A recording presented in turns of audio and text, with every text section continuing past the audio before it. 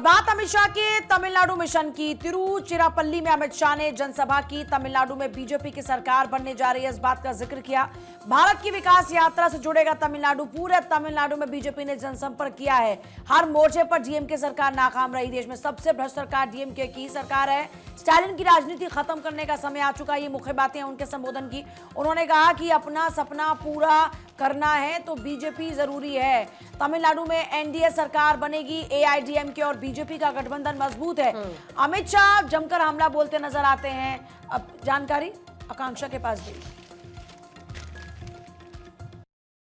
मित्रों, तमिलनाडु सरकार का एकमात्र उद्देश्य है स्टालिन जी के बेटे उदयनिधि को मुख्यमंत्री बनाना।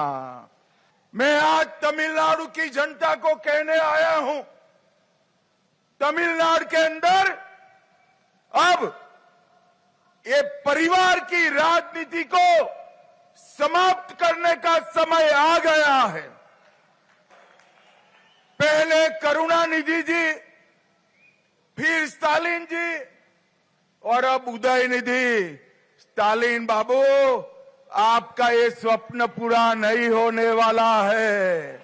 मित्रों, इस बार दीवार पर लिखा हुआ मैं पढ़ पाता हूं कि अप्रैल 2026 में तमिलनाडु में एनडीए सरकार बनने जा रही है। तो स्टालिन सरकार पर बरसे अमित शाह। जेल जाने के बाद भी मंत्री को पद से नहीं हटाया। एक नेता का नाम कैश फॉर जॉब घोटाले में आया, एक नेता का नाम मनी लॉन्ड्रिंग केस में आया है, एक नेता का नाम रेत खनन के घोटाले में आया है, तो एक नेता का नाम कोयला घोटाले में आया है।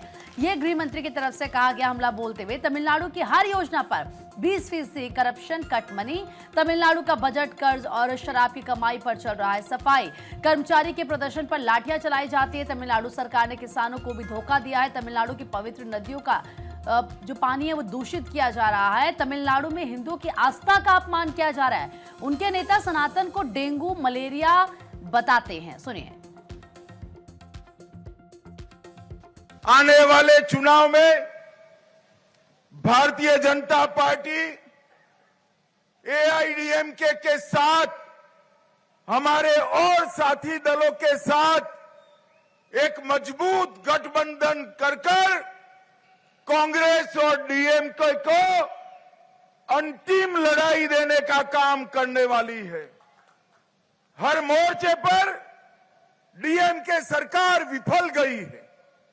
पूरे भारत में सबसे करप्ट गवर्नमेंट अगर कहीं पर है तो दुर्भाग्य से वो तमिलनाडु में है। अपने घोषणा पत्र का सबसे कम वादों को पूरा करने वाली कोई सरकार है तो तमिलनाडु में डीएमके सरकार है।